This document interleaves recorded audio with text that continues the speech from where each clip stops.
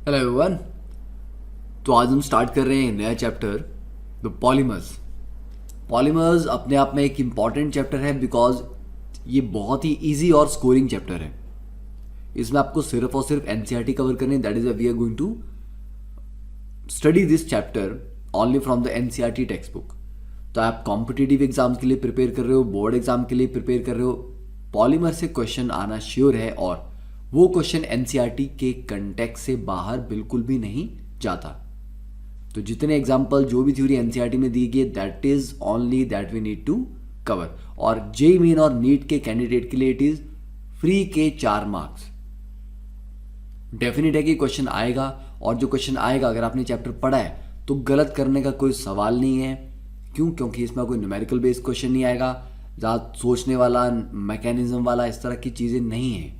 अगर आपने सारे के सारे इसके पॉलीमर्स, उनके मोनोमर्स, उनका जो डिफरेंट डिफरेंट वैरायटी है क्लासिफिकेशन की, वो सारी याद कर रखी है, then there is no worry about this chapter.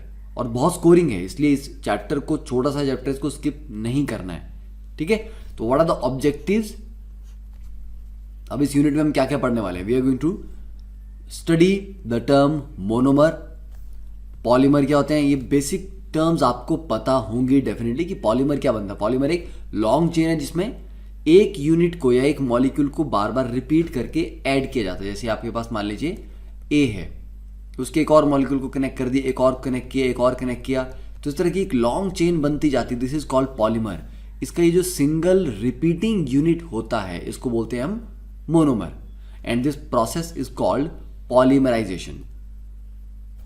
ठीक है, इनकी इंपॉर्टेंस, इनका डे टू डे लाइफ में कहाँ कहाँ हम यूज करते हैं, that we will discuss. Then we will distinguish between the various classes of polymers and the different type of polymerization processes. Then the formation of polymer from mono and bifunctional monomer molecules, then the preparation of some important synthetic polymers, उनकी properties क्या हैं and their usage in daily life। देखिए, जब NCERT ने start किया है कोपॉलीमराइजेशन word से, it has been used by nature in polypeptides which may contain as many as 20 different amino acids।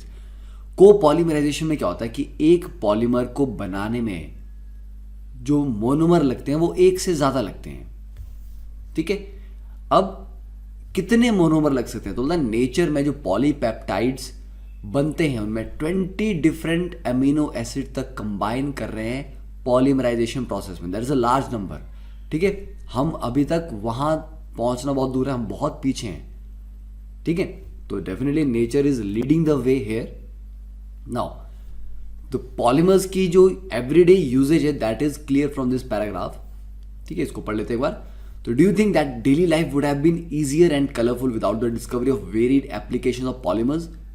जो पॉलीमर्स, आप प्लास्टिक बकेट्स की बात करें, cups, sauces, toys, packaging bag, synthetic clothing material, automobile tyres, gear, seal, ठीक है, electrical insulating material, machine parts, ये almost everywhere. ठीक है, आप जितना कुछ यूज करते हो डे टू डे लाइफ में, इट इज पॉसिबल दैट उसका 50 to 70% is actually polymer materials. ठीक है, और इस टॉपिक की इंपॉर्टेंस इसलिए भी है क्योंकि अगर आप आगे साइंस में कंटिन्यू करते हैं तो आपको ऑर्गेनिक केमिस्ट्री के मैकेनिज्म, इन सारी चीजों से ज्यादा जो काम आएगा वो आएगा इन चीजों का knowledge, because the science is working towards creating even better polymers. और वैरायटी के पॉलीमर्स हमारे पास हों जिनको हम और अलग अलग एप्लीकेशन में यूज कर पाएं, तो इसके ऊपर रिसर्च प्रेजेंटली बहुत ज़्यादा चल रही है। ठीक है, तो ये सुनने में, समझने में बोरिंग टॉपिक लग सकता है, but science point of view से देखा जाए तो आज के टाइम में it is very important topic, क्योंकि इसी के ऊपर काम हो रहा। तो it is important that you understand the basics of this chapter.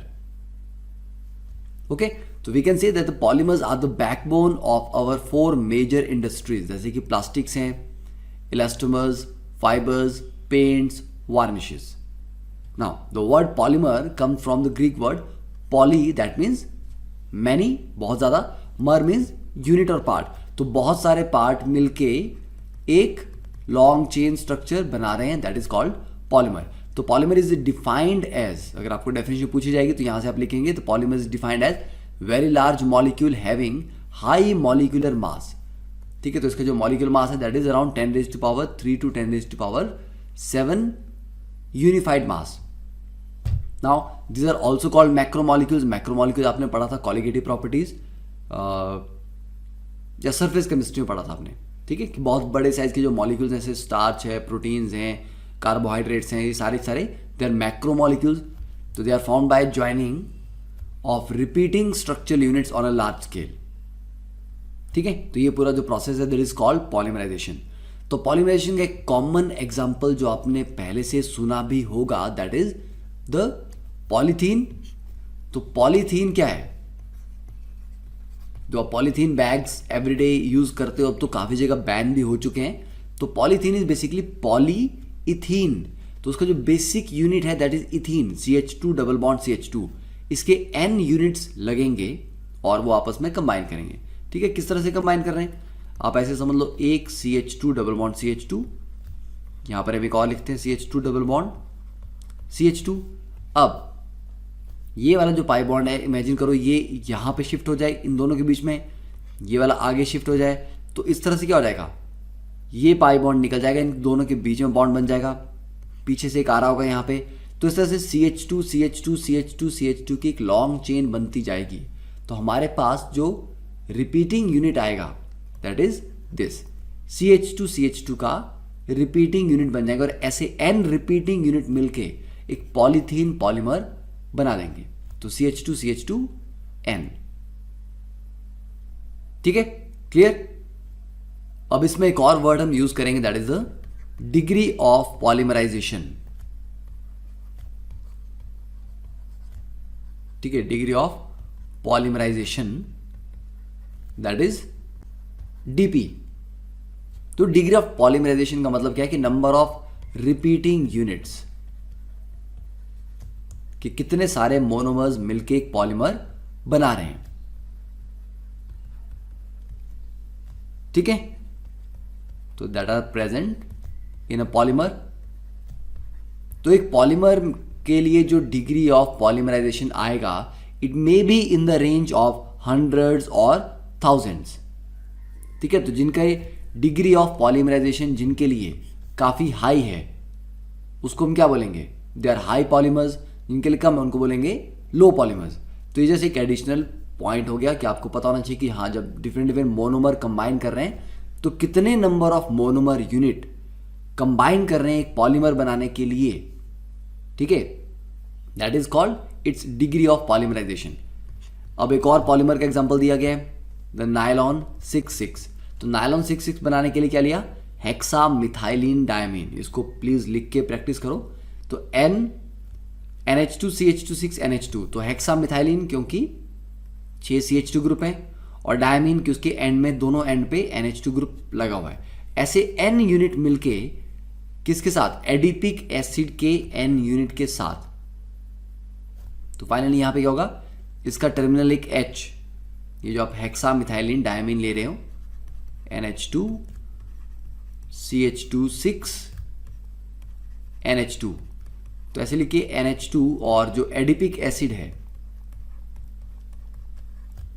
COH CH2 COOH। तो यहां पे ये टर्मिनल पोजीशन पे H2O इनका निकाल दिया और नाइट्रोजन और इस C डबल बॉन्ड O को कनेक्ट कर दिया। ठीक है, तो ये देखिए नाइट्रोजन और C डबल बॉन्ड O को कनेक्ट किया। इसी तरह यहां का भी ये OH और आगे का H निकल जाएगा, यहां से भी। तो इस तरह से ये दोनों, तो इसमें मोनोमर कितने टाइप के हुए, ये दोनों इसके मोनोमर्स हैं। हेक्सामिथाइलिन डायमीन और adipic acid are the monomers of nylon 6,6।